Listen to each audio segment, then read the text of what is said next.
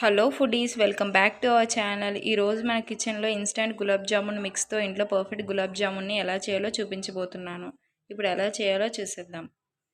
నేను MTR 180 grams gulab jamun మిక్స్ని తీసుకుంటున్నా. ఈ మిక్స్ బౌల్లో వేసుకొని గోరువెచ్చని నీళ్ళు వేసుకుంటూ మిక్స్ చేయండి.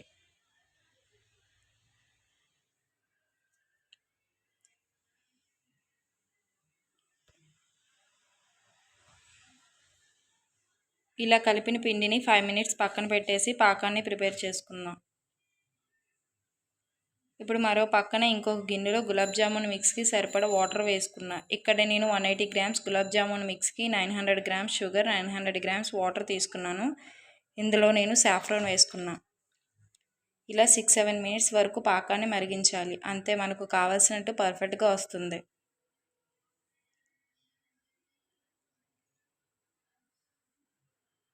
కాబట్టి పాకాన్ని ఒక పక్కన మరగబెడుతూనే మరో పక్క గులాబ్ జామున్ ఉండలను ప్రిపేర్ చేసుకుందాం.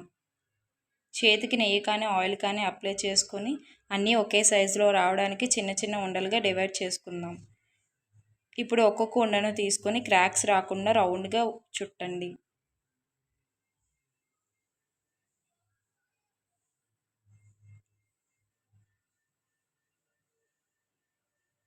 ఇప్పుడు స్టవ్ మీద కడాయి పెట్టి ఆయిల్ తీసుకొని మీడియంగా వేడి చేయండి. స్టవ్ని లో మీడియంలో పెట్టి గులాబ్ జామున్ని వేసుకుందాం. అలాగే మరీ ఎక్కువ గులాబ్ జామున్ను ఒకేసారి తీసుకోకుండా కొన్ని కొన్ని తీసుకొని ఫ్రై చేయండి. ఇలా బ్రౌన్ కలర్లో వచ్చాక ఆయిల్ నుండి తీసుకొని పాకంలో అన్నీ వేసుకోవాలి. ఇలా అన్నీ ఫ్రై చేసుకోండి.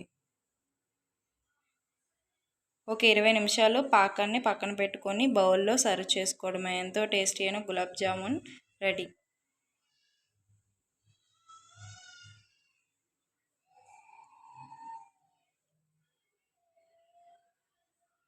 Thank you for watching. Subscribe to our channel.